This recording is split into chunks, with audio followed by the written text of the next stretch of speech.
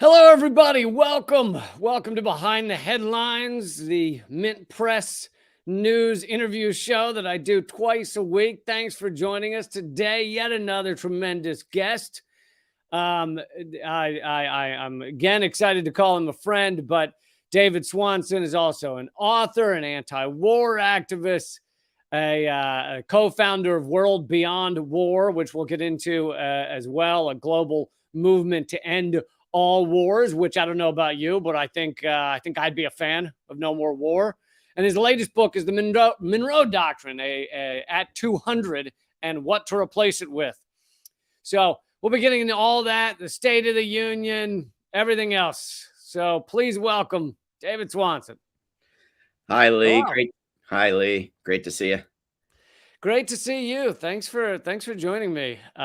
This exciting day when our brave and bold leader, Joe Biden, will speak to us about how wonderful the United States is doing, how wonderfully we're doing, and if you want to go through all of the proud anti-war peace statements, pro-peace statements Biden will likely be making tonight, please do. Yeah, I think if you want to stay sober, maybe don't make the drinking words war or Putin or aid or democracy or China. It's gonna. Yeah, that's where the gambling comes in. How much will it be hating Russia and how much China? But it's going to be some of each, to be sure, and it's going to be a lot of your duty to stay strong and spend more and ship more weapons and not get war fatigue. But it's, it was 200 years ago in the State of the Union this year that the Monroe Doctrine was created, although it wasn't until December 200 years ago. So maybe they waited until some things had been done and then talked. I don't know if that was the standard back then, but I expect that Biden is going to talk about the incredible things he's accomplished and the promises he's kept, as the New York Times and Washington Post are lauding all the incredible promises he's kept.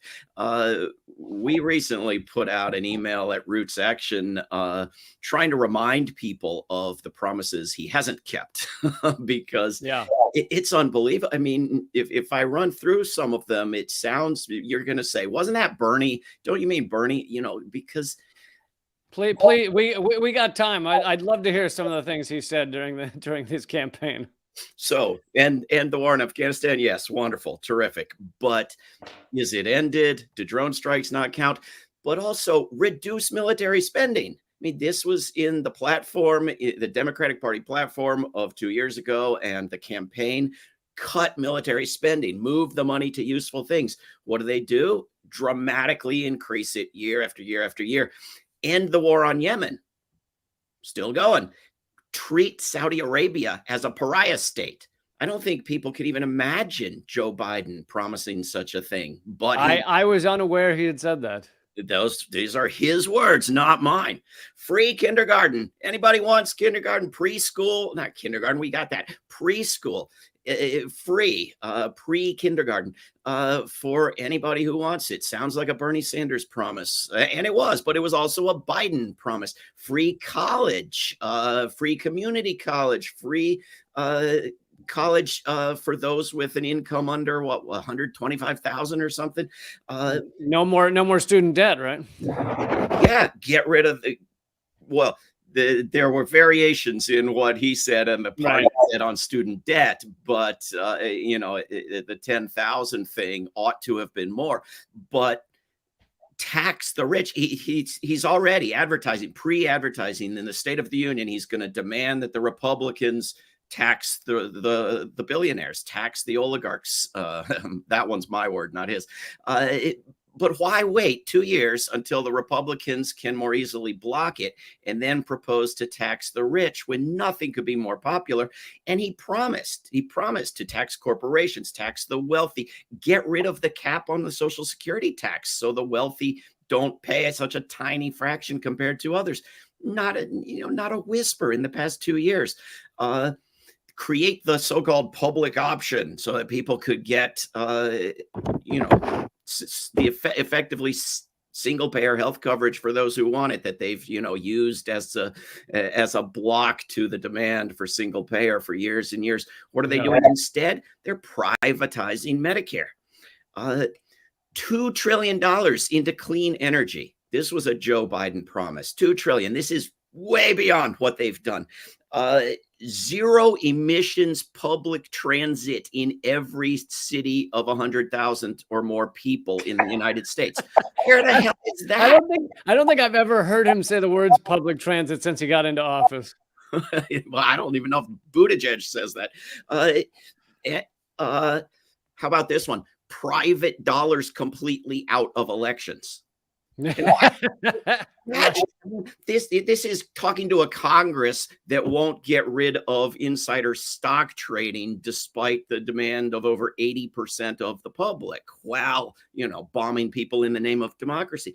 So I mean, it's just dozens and dozens of promises that, no, they weren't as good as Bernie's, and Bernie's weren't as good as I might have wanted, but they were just wildly superior to what we've seen, not just done, but even proposed, even talked about, even put up a pretense for during the past 2 years.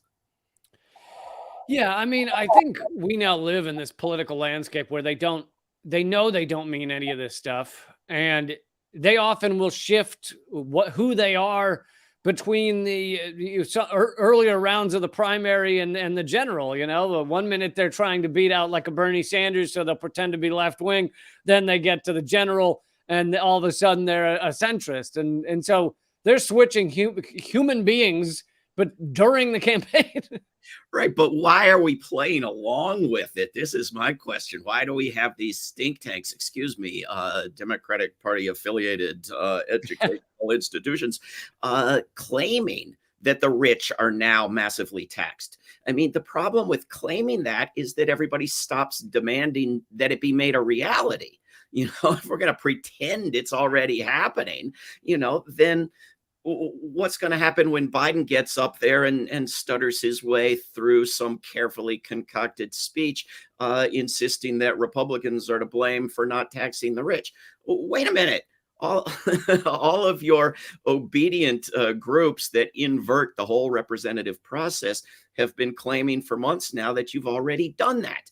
It's very confusing how to be a good party member in these sorts of situations.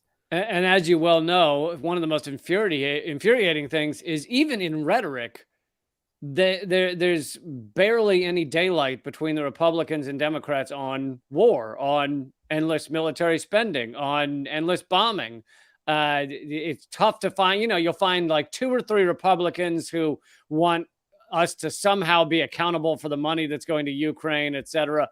But for the most part, they're even in the rhetoric, not even in the bullshit they're saying, they all stand up and cheer for war.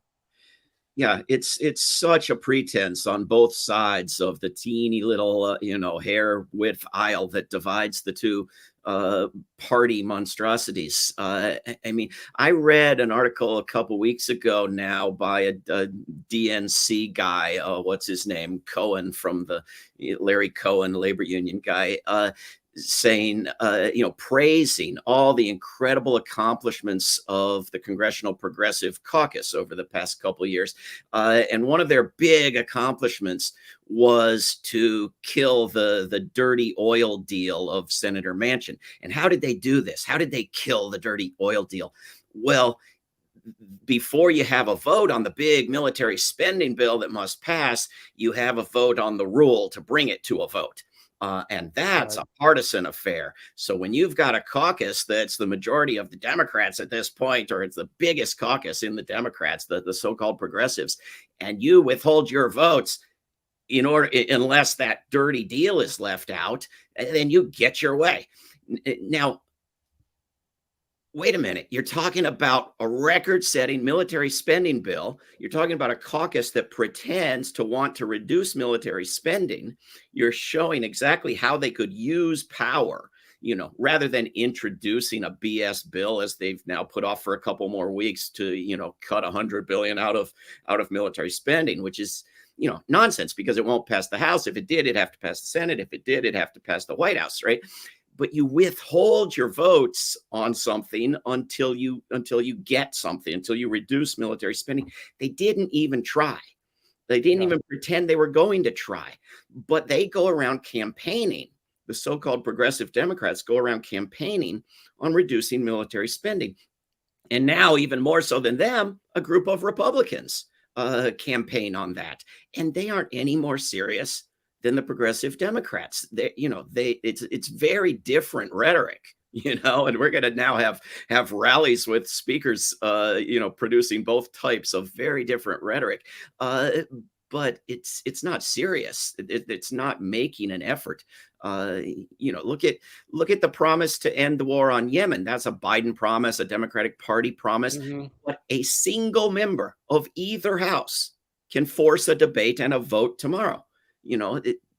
Congressman Kucinich used to do this. Under the War Powers Resolution of 73, a single member has the power to force a debate and a vote to make it a priority and make it happen. And not a single one of them wants to. And when Bernie started to some weeks back, Biden called him up and said, back off. And he said, yes, sir.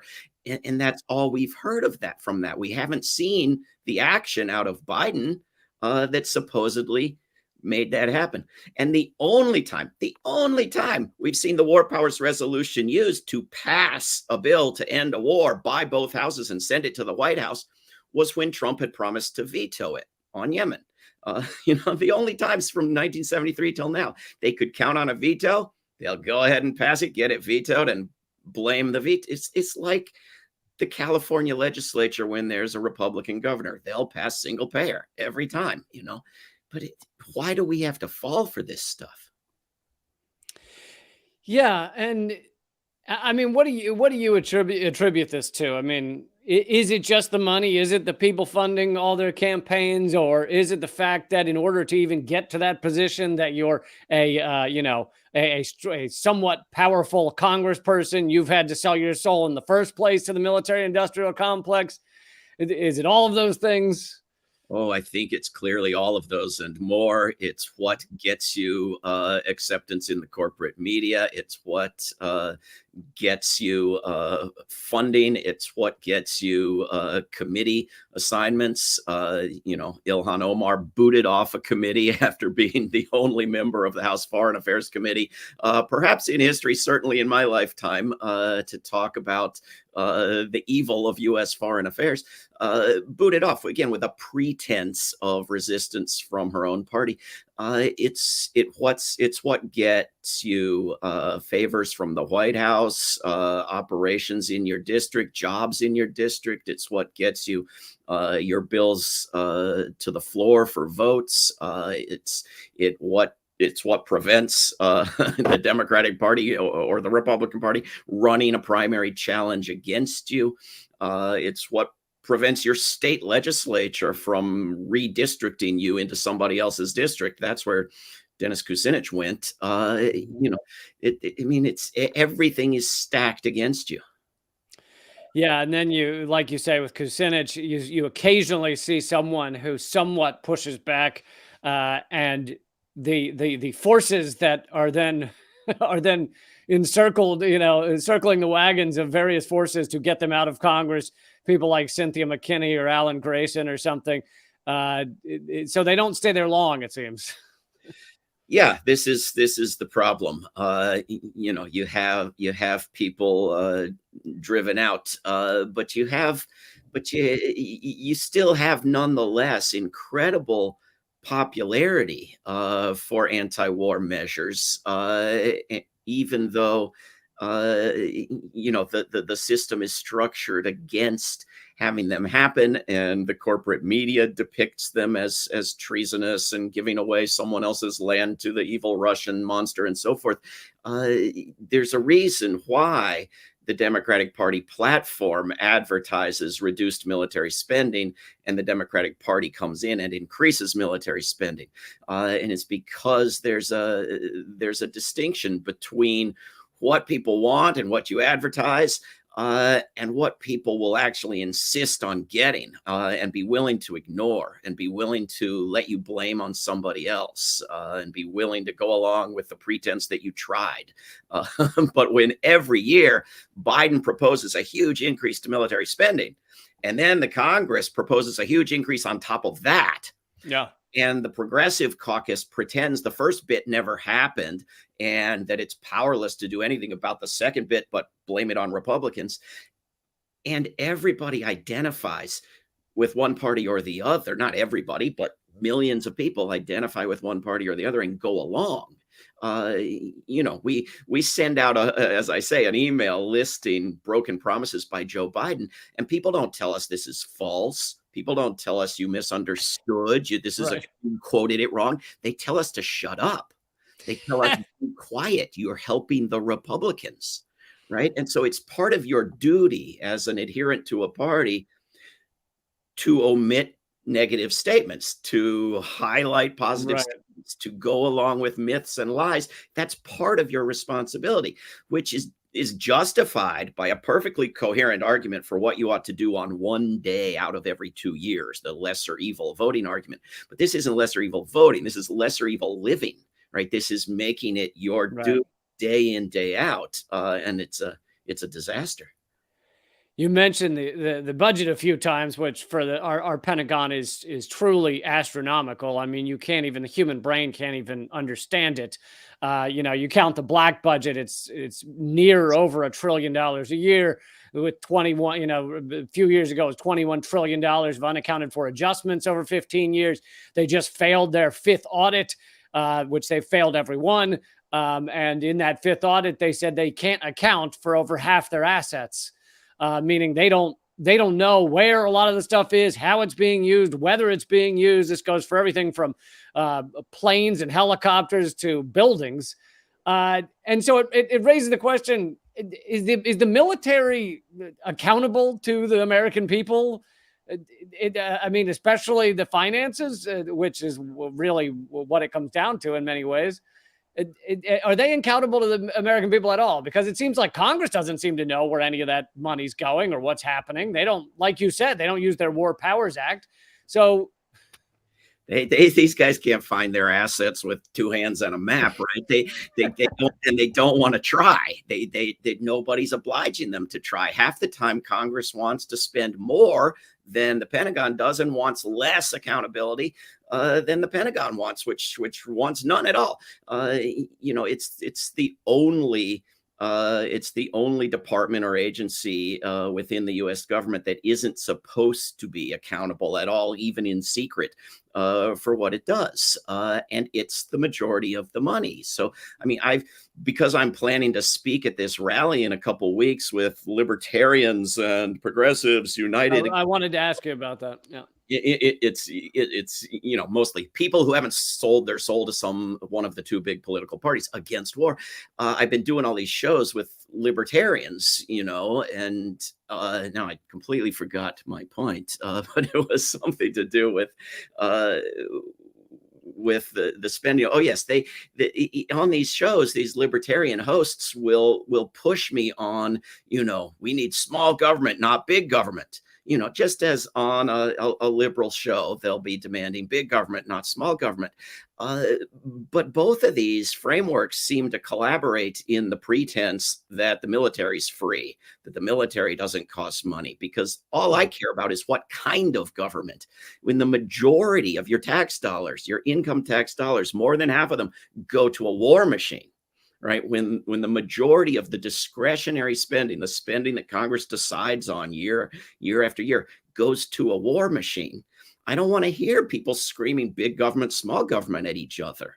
I want to hear people talking about moving the money, and it's popular. It wins every poll every time, despite all the mythology and all the propaganda and all the hatred for Vladimir Putin and love for the Ukrainian people.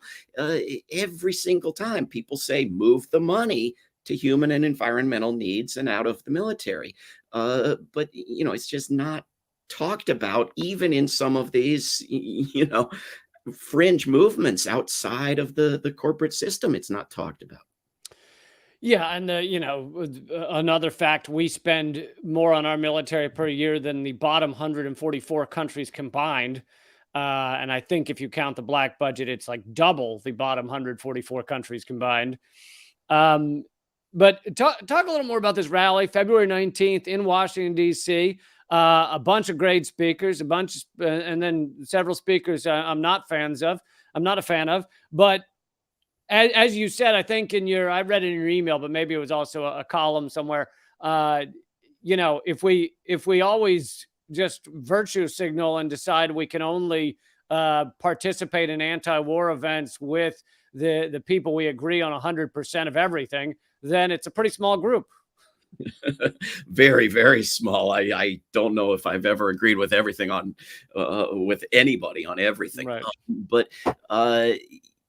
I think it's a wonderful way you put it, that the U.S. military budget is more than 140 some countries combined. I wouldn't be surprised if it's more, because not everybody, but usually anybody who looks at this looks at it, it's more than the top 9, 10, 11 countries combined. But in fact, there are only 10 or 20 countries that spend anything at all significant on the military, and there are 200 countries in the world, and so it is a more powerful statistic to say, well, I think Costa Rica has some coconut slingshots they've invested in. So true, that is a major hurdle here, but it is worth pointing people to the countries like Costa Rica that have put their militaries in museums and said this is a thing of the past, because every other country on earth is closer to that than to the U.S. Nobody is anywhere close to half the U.S. military spending. It's perfectly doable. They're humans. They have the same genes and DNA as we do in Costa Rica. This rally, the website is rageagainstwar.com. The lineup of speakers keeps changing. They keep adding people and people dropping out. And just as I'd like to see someday 1% of the Pentagon budget go into peace initiatives, I'd love to see 1% of the energy that's going into denouncing the speakers at this rally and splitting up coalitions and endorsing and unendorsing and demanding denunciations of each other go to actual peace advocacy. And I would love to see 1% of the corporate media coverage that we're going to get of these divisions and the offensive speakers included go into covering the demand for peace and what it would take to get peace in Ukraine. Absolutely, there are people lined up to speak at this rally that I have important disagreements with. War is not the only important issue, and I don't minimize, people who are being sexist or racist or equally offensive, to my mind, libertarian. Taking resources away from people who are freezing to death and starving to death and have no homes and have no health care, and dumping them into the coffers of billionaires who don't know what to do with it is as offensive as anything, to my mind. All of those things are offensive, but so is nuclear war. And if we have a nuclear war, all of our disagreements die, all of our agreements die, all oppressed and discriminated against groups, insulted and abused by any jackass speaking at an event die. Everybody else dies. Life on Earth is eliminated. And it's incredible the extent to which people still fantasize about a nuclear war in one part of the globe, as if the scientists haven't told us it impacts the entire Earth, and the cloud of dust renders the agriculture impossible, and everybody starves, and the living envy the dead. We're supposed to not know this while, listening to the scientists and following the data and so forth on global warming or other topics, although not doing anything about those either.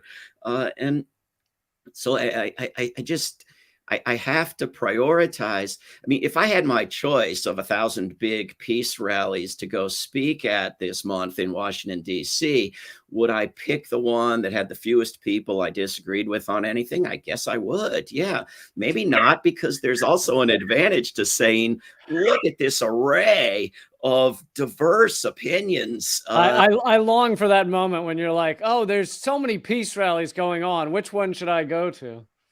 Right, exactly. But I don't have that. I've got, stadiums packed with sports fans, vacation resorts full to the brim. Everybody, gonna take 2 hours to watch Joe Biden with a standing ovation every 8 seconds. But people can't go to a peace rally. Come on, this is a choice people are making, and they're making it because they don't identify with the policy of peace. They identify with obedience to one of the two political parties, both of which want the war, or they believe the propaganda. They believe the good, noble, peaceful thing to do is to dump everything into weapons shipments to Ukraine. And in that situation, am I going to go speak for peace and disarmament with the people willing to do so? Of course. Yeah. Yeah. I agree with you on all of that. I want to, since it's all over the news, I want to ask you whether the Chinese weather balloon is a story, or is it, to me, the story is simply America's reaction. The fact that it's being used for immense propaganda, the fact that it's trying to get everyone afraid. But I want to get your thoughts.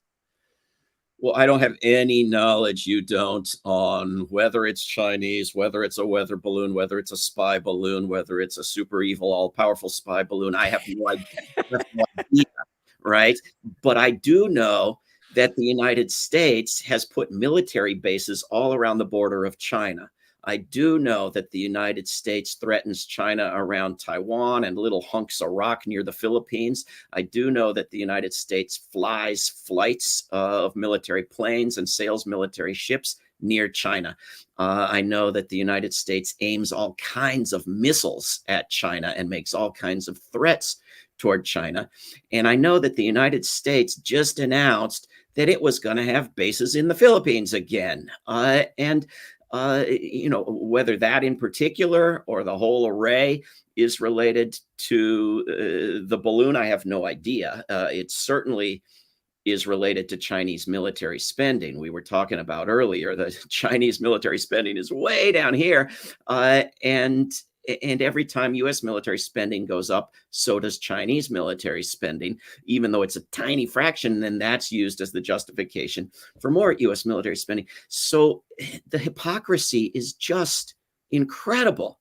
If somebody had, surrounded your house with military installations and you sent a balloon out the window, who would have more justification for getting mad, you or them? It just seems incredible to me that the United. I mean, it's like a new Sputnik, right? I thought they should call it right. It feels very similar to the freak out around Sputnik, although I wasn't alive then, but I've heard about it. I was on the Sputnik Russian media network the other day and suggested that we name the balloon the Sputternik in honor of Joe Biden's beloved speech patterns. But I think it's a freaking out. And why would you not go talk when you have one more item to talk to the Chinese about? Why would you now cancel the talks? It doesn't make any sense unless the whole goal is to heighten the tension. This is what the weapons dealers want and live off of, is heightening the tension. But what good does it do for the rest of us? And then there's the fact that China has satellites, as do we. They can see pretty much everything. So the idea that they needed to send a weather balloon from Alaska to Montana to North Carolina to see some farmers picking their wedgies out of their ass cracks, it seems like it's not really a surveillance balloon. But besides that, I wanted to point out, because you mentioned the bases, I have a chart here that someone has put together. And it shows, it's got little pink pinpricks for all the U.S. bases surrounding China, surrounding Iran, surrounding Russia. And Russia has, on my episode of Most Censored News this week, I'll be talking about how Russia has 20 bases. This is not to say Russia isn't involved militaristically in some certain events right now, but they have 20 bases outside of Russia, mainly in the former Soviet bloc. And then China has one base outside of China in Djibouti. And, you compare that to the 800 to 900 the U.S. has, and it's kind of insane. It's absolutely insane. We've actually made a tool at worldbeyondwar.org where you can spin a globe around, zoom in on one of the little dots, click on it, and it'll zoom in and tell you all about the base and show you images of the base. And there's nearly 900 U.S. bases on there, and we're working on adding, or we may do it on a second globe on the same page, all of the foreign military bases of all the other countries in the world put together.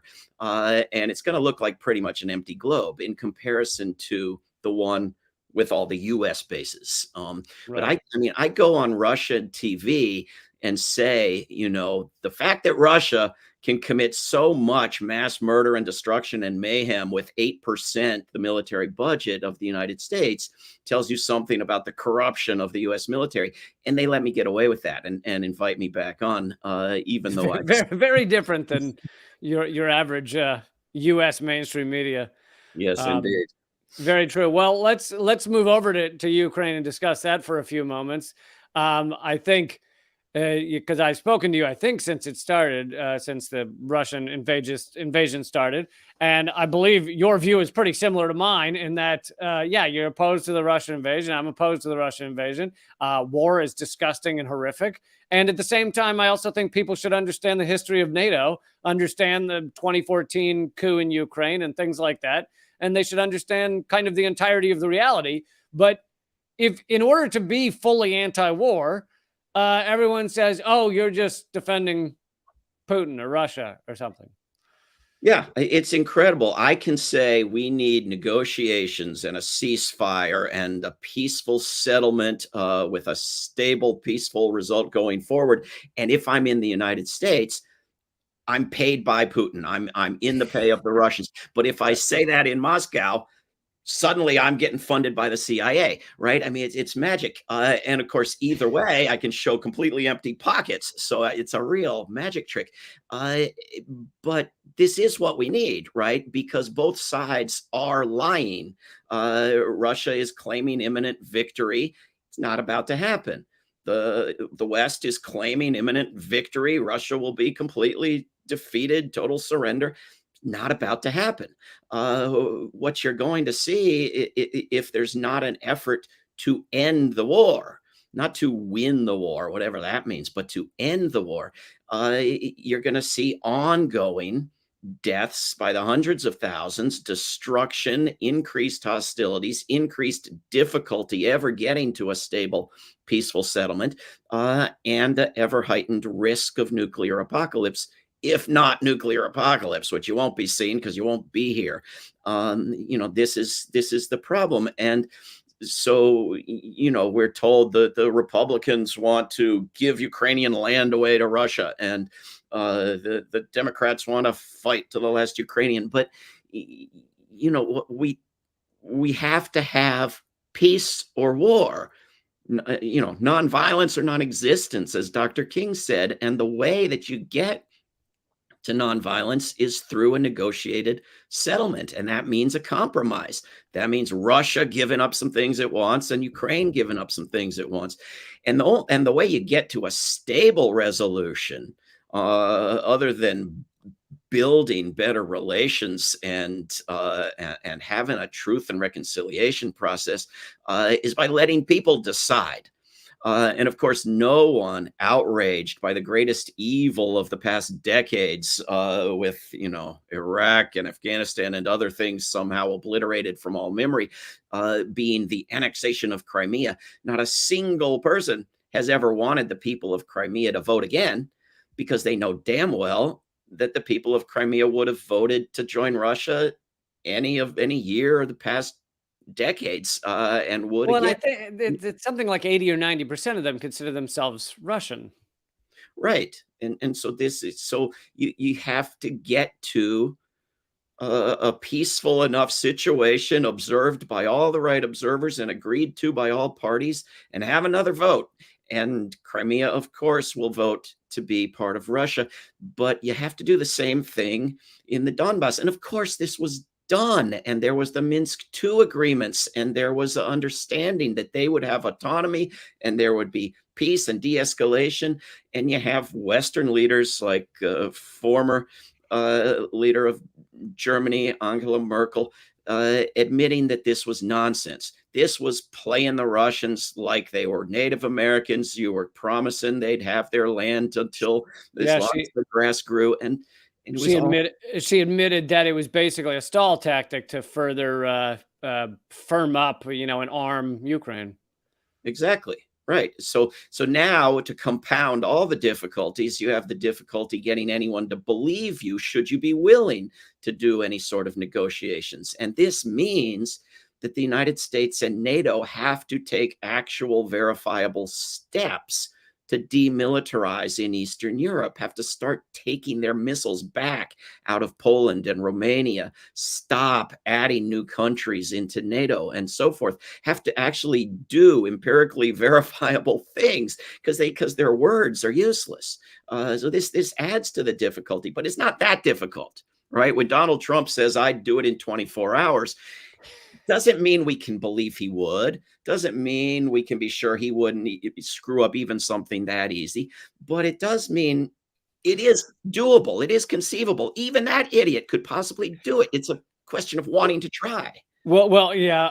Trump actually, he accidentally, through his own, ego and whatever reasons he had, showed us what happens when a president tries to create a peace that the military-industrial complex and the U.S.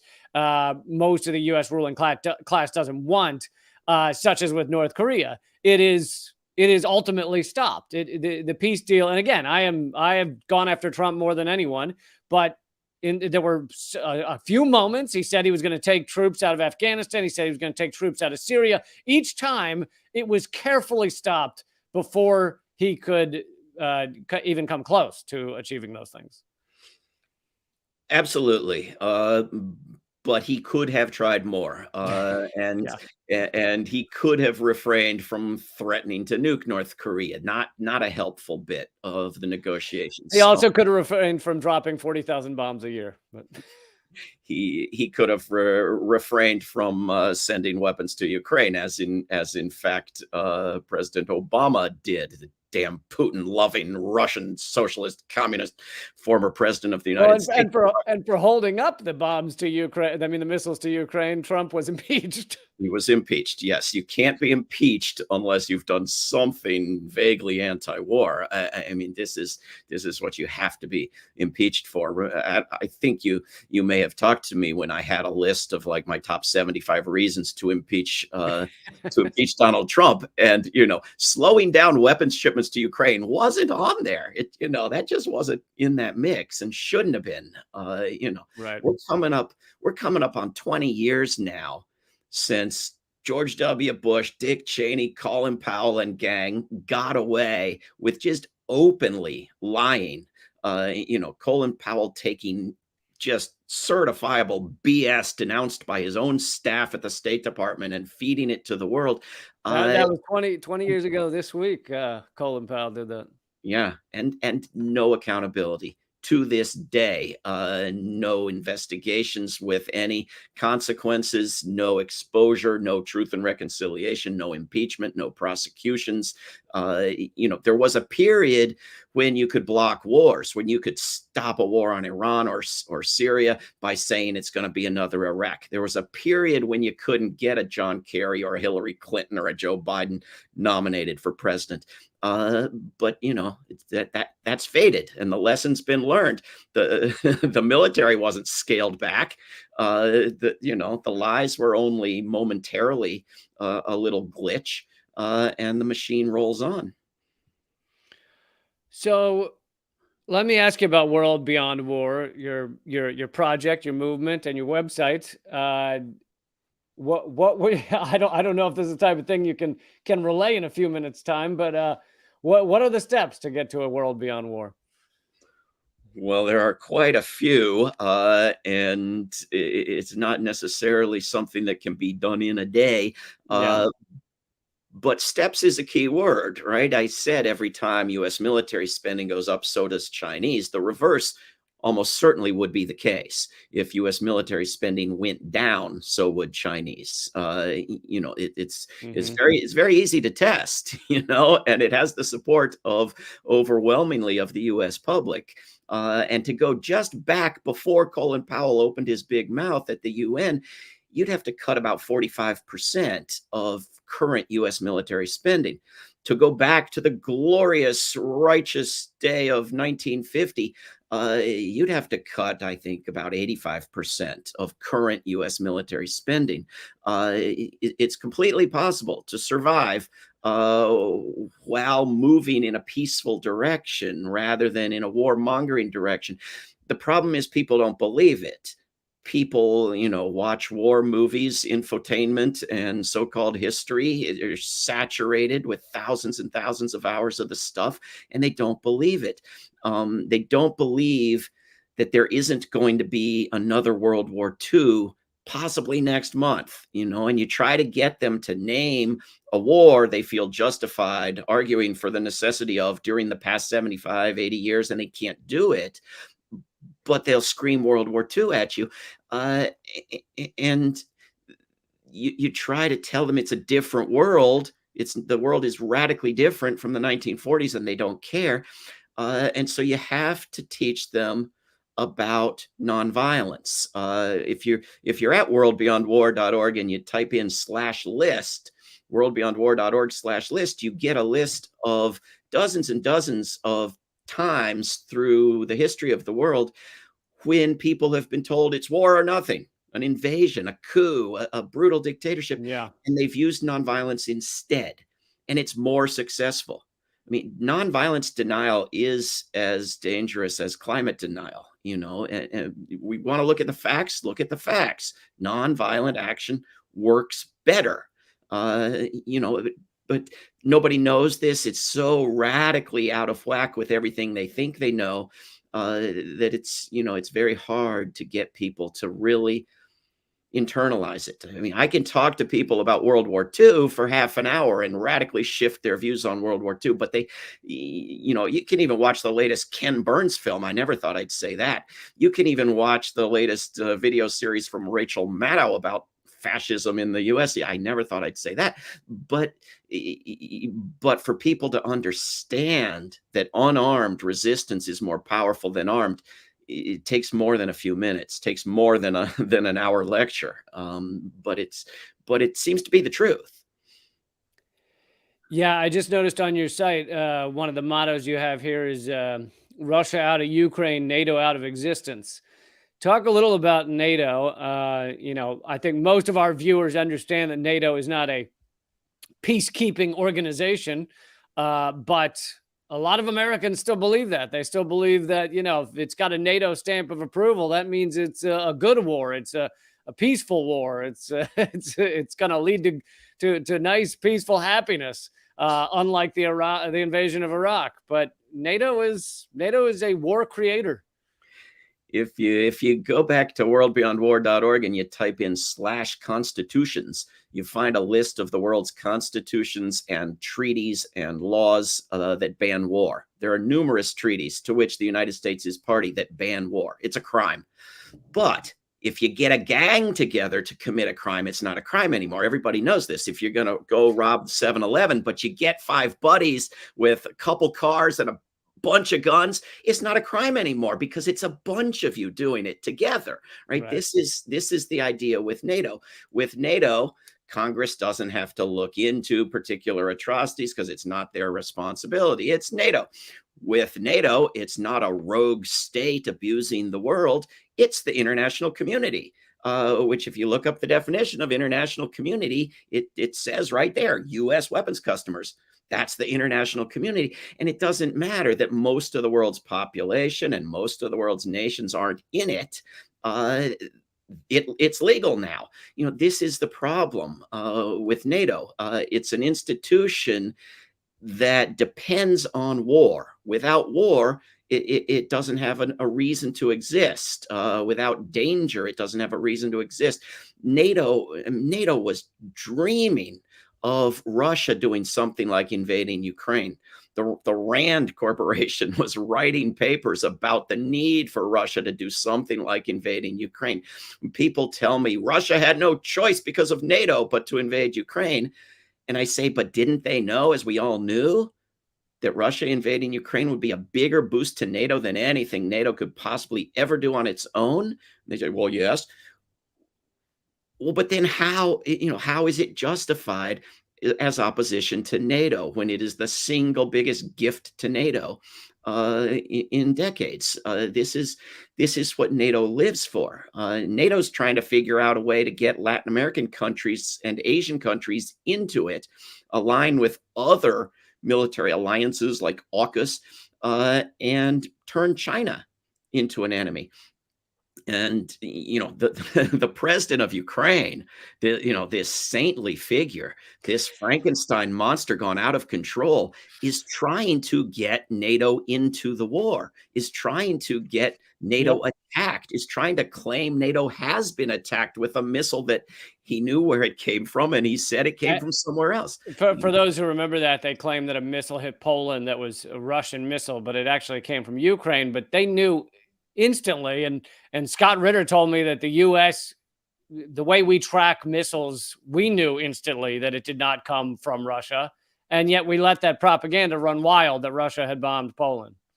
Well, the U.S. was slow to speak, but finally, eventually, after a few hours, said no. It came from Ukraine. Ukraine never did. The president of Ukraine went on saying, despite all the evidence and his backers and his sugar daddy in Washington saying otherwise, just went on saying it's Russian. This guy wants World War III because this is what it would be. NATO is the madness that everyone says started World War I. When you line up your countries to be obliged to join in some other country's wars. This is what NATO is. When England and France start fighting over some little island in the English Channel, I always worry that every NATO member is going to be obliged to attack both of them at once, because this is what the NATO Charter is. But if you look at the NATO Charter, if you look at the treaty that created NATO, it is one of these dozens of treaties that bans war because it starts out with saying it agrees with the UN Charter banning war, with some little loopholes that everyone pretends all these wars fall into, but they don't. Yeah. I want to not run out of time to talk about your new book, The Monroe Doctrine at 200 and what to replace it with. Of course, we haven't, one area of the world we haven't gotten into yet is Latin America. So talk a little about your book. Well, again, 200 years ago this year, 1823 was a big year, a lot going on. The president of the United States, James Monroe, gave a speech in which he uttered certain words that were pretty quickly treated as important, but were later labeled the Monroe Doctrine, and eventually acquired the sainted status of the Declaration of Independence or the Bible or the Constitution. I mean, through the 19th century and into the 20th, it was this important in U.S. culture. And its use hasn't diminished in the slightest, just the popularity of using the phrase has, although Trump loved it, Biden doesn't. The behavior doesn't differ as much as the rhetoric.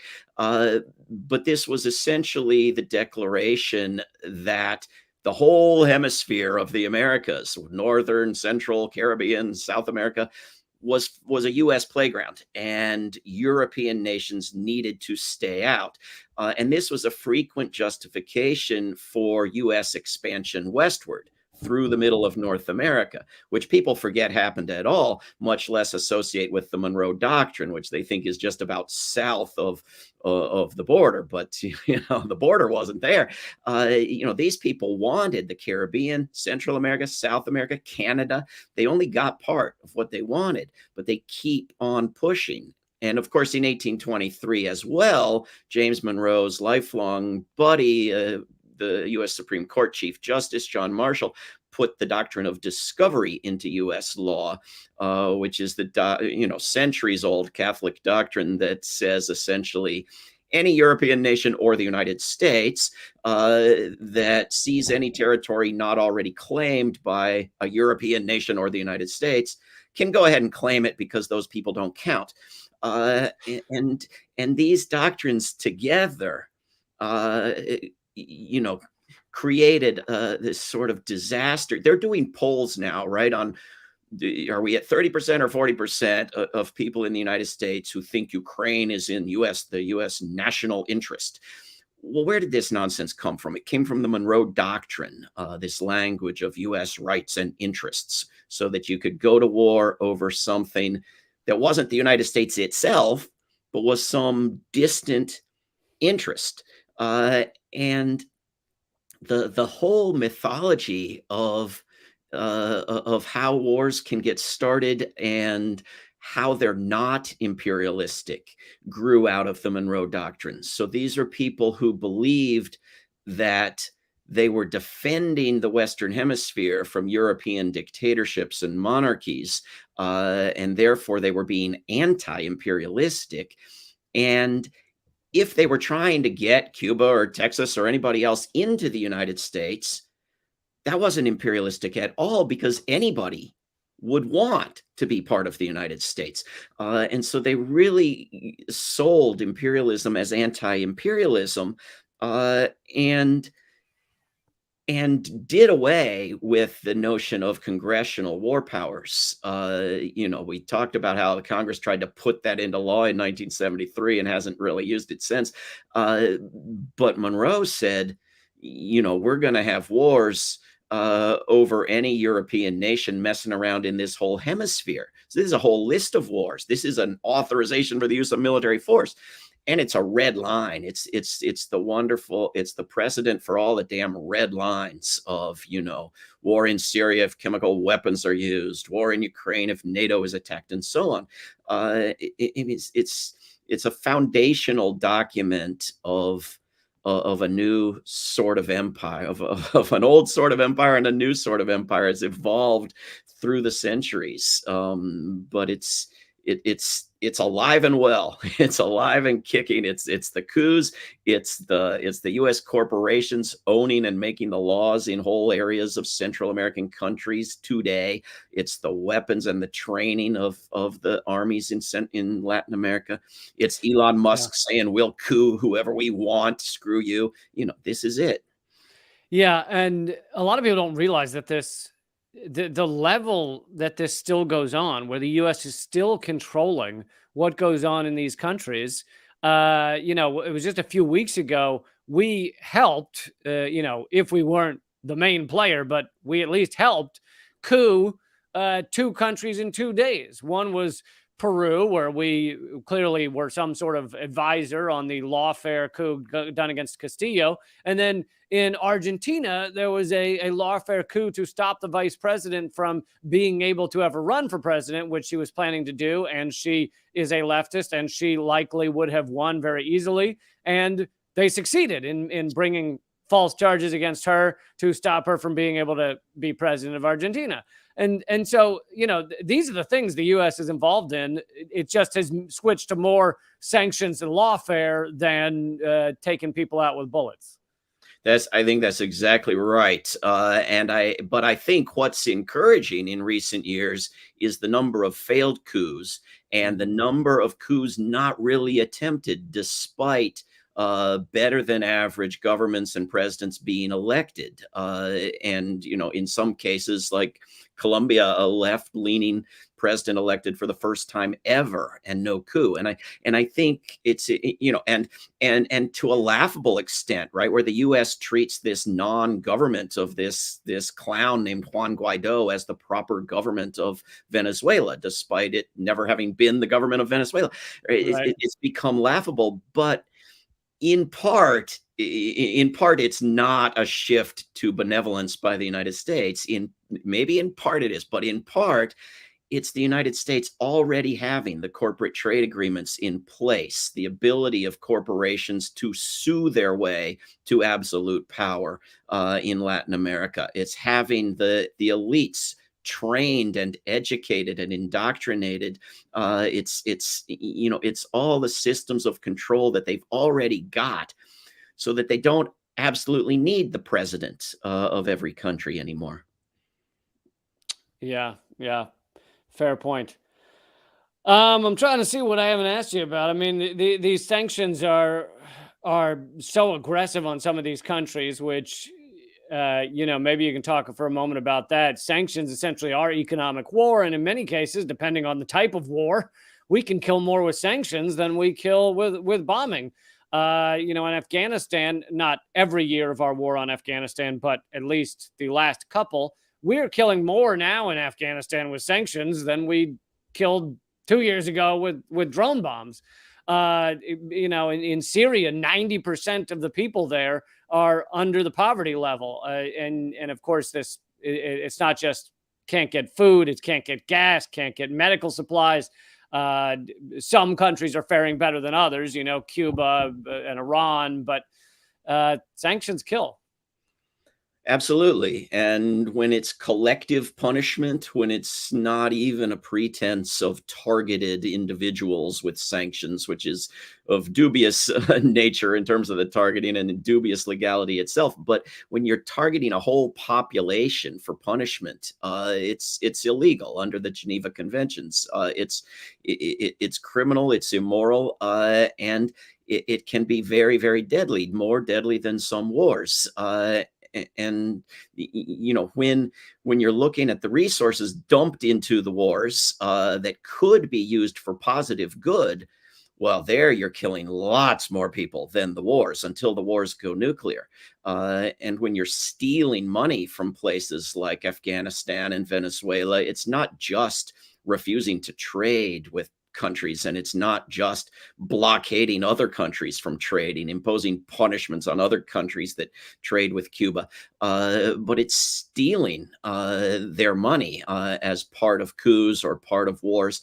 So we look at the Philippines, where actually a decent op-ed in the New York Times today, it's something else I never thought I'd say, and yet it pushes this legislation that would stop the U.S. reoccupation of the Philippines under the guise of withholding assistance and aid until the Philippines behave better, and imposing sanctions, targeted sanctions on the evildoers in the Philippines. I mean, this is how they have to frame it. They can't say, we're going to stop occupying the world. We're not going to put military forces in a country that had a massive movement to kick them out, and where the people don't want them any more than they want the Chinese. They have to say, the world wants U.S. troops and ships and planes, but we're not going to let the Philippines have them unless the Philippines do better, and we're going to punish the Philippines. This is not how they don't work. This is the other dirty little secret about the sanctions. They don't work on their own terms. They haven't reformed any governments. They've just punished people. And at some point, again, if we're going to follow the facts and let the science lead us and so forth, why do something evil and causing such suffering when for decades it's failed to ever do what it's advertised as doing, just because it's macho and retributive, and this isn't a good excuse. Yeah, it's because what they advertise the goals as being are not the real goals. The real goals are to create failed societies, to just harm people into oblivion, to make sure the country can't be some sort of strong competitor to U.S. hegemony. as you well know. But thank you so much, David, for speaking with me. I hope everybody checks out your new book, and the website is worldbeyondwar.org, correct? Yes, absolutely. And Lee, I assume you're with me on this. Watch UVA beat NC State. Do not watch Joe Biden run his mouth. I mean, this is not a tough choice, people. Yeah, I'm always impressed with people who are able to sit through the whole State of the Union. But I guess if you're a glutton for punishment and you like to see the number of lies being perpetrated, then maybe that's understandable. But thanks again, David, and I hope to speak to you soon. Keep doing all your amazing work. You too. Thanks, Lee. See you soon. Okay. All right, that is David Swanson. Thank you guys so much for joining me here. I hope you'll check out worldbeyondwar.org. It sounds like it has a great list of resources there as well. Things like where all the U.S. military bases are and stuff like that. So important site to keep on your list of bookmarks. So as some of you may know, we are completely independently funded. These shows would not exist without you supporting us. So I hope you find value in them, and I hope you're willing to throw in a couple of dollars, the cost of a coffee, to make sure this show and Most Censored News continue. You can do that by going to patreon.com/behindtheheadlines. You can also do it by hitting I believe it says join on YouTube next to where you'd hit subscribe. Obviously, please hit subscribe. Please hit the notify bell icon. So maybe YouTube will sometimes tell you when we have a video coming out. But I do 2 of these interviews a week. I also put out a Most Censored News episode a week. So you get at minimum 3 episodes from Behind the Headlines a week. And this is a Mint Press project. So I hope you also check out Mint Press News. And I will see you, let's see, in a couple of days. I always forget. It's amazing. Even though it's 2 days away, I always forget who I'm talking to. Oh, Andy Lee Roth, I believe, the co-director or the director of Project Censored, the co-founder of Project Censored. And he'll be talking about their new book on all the most censored topics of the year. But all right, keep fighting, folks. I'll see you Thursday.